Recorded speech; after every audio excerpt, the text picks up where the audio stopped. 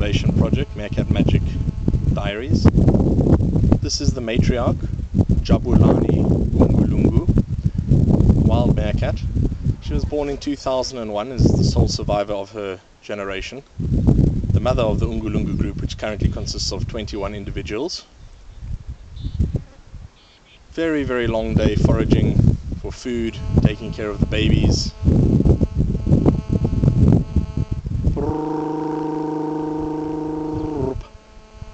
And she's basically just dozing off, doing a bit of auto grooming. The babies have already gone to sleep now. They're being alarming at little swifts that are flying past, coming to visit Oates in Western Cape, South Africa, all the way from Europe. They usually visit here for a few months of the year in summer and then fly back. It's like a little vacation for them. We like to call them animal tourists. But Jabulani just basically looked up and then went back to her snoozing. It's the younger generation that doesn't know any better yet. They basically alarm at everything at first. And the sounds again that I make, just let them know. The same research biologists that they've got to know over many, many years. I'm a harmless object to them. Never threaten them in any way, so they tolerate me. To have the matriarch like this gradually dozing off in my presence is an amazing feeling of trust shared between us. It's what I call the meerkat magic. One of the younger generations have now come up and initiated allo grooming on Jabulani, who's reciprocating, grooming back. This kind of social bonding in the late afternoon just before sunset seems to be very important to the meerkats that I've been studying over the last 14 years or so. They get rid of external parasites, but definitely there seems to be a very strong social aspect to this. At the end of the day, usually the animals are well fed. I've had a great day out eating termites and ant pupa today. Everyone seems content, the equivalent of being content, well fed, great condition. Some of the babies are now coming out again.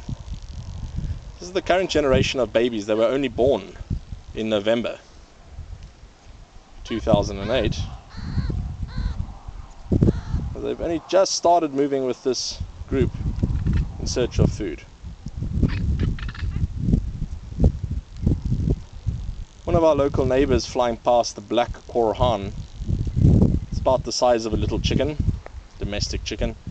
The male brightly marked with black and yellow and red and white, currently chasing another male out of his territory in the distance. They quite often are indicators of possible danger when they fly up suddenly. There could be a ground predator nearby, so we call them part of the vigilance network or alliance out here in the Meerkat Magic Valley. But definitely everything is winding down now before the nocturnal animals start to come out, like the porcupine and the ant bear and the aardwolf, bat-eared foxes. And babies tend to become a lot more wary as the sun starts going down. But definitely this one is taking its cues from Jabulani. Oh, very, very fortunate sighting here of a bit of suckling from one of the babies. They're usually weaned off their mother's milk after a month, month and a half, sometimes as late as 2 months I've found. It seems to be much more of a comfort suckle since the babies have been so well fed today as it is. Having so little hair on the front side or ventral side of their bodies, meerkats can really use their bellies as solar panels, or in fact to lose heat very easily. Dark grey skin either warms up quickly or by lying on their back, but very short hair on the stomach allows heat to be lost or dissipated back into the atmosphere easily.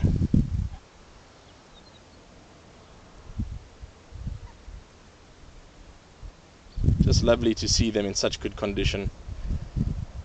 This meerkat group has been through incredible hardships, many droughts. They've also been through floods, barely surviving at times, with their numbers plummeting to as low as 5, which is near extinction level for wild meerkat groups, which can vary in size from 5, 15, 20, 25, seldom more than 30, except under very unusual circumstances.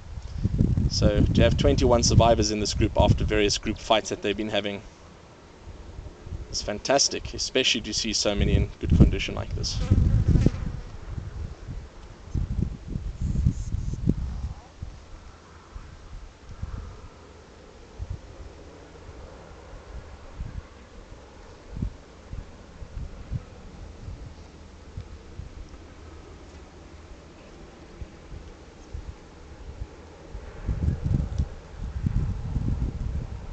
Almost sunset now. Won't be much longer before the meerkats head below ground to the safety of their burrows for the night.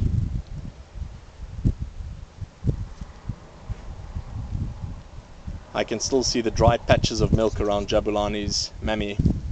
Meerkats have 6 mammy usually, 3 pairs of nipples. Sometimes we've counted up to 7 or even 8 mammy, but that is exceptional.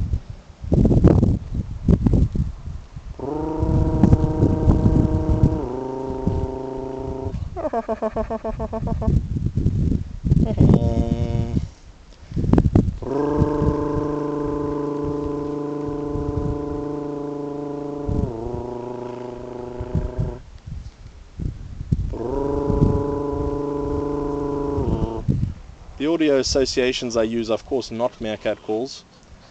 If I was to imitate meerkats exactly, they would start interacting with me, and we don't want that. I want them to treat me like an object, so any data I collect on them is not biased or skewed by my presence. So they know I'm here. It just lets them know where I am at all times without them having to constantly watch me to find out where I am.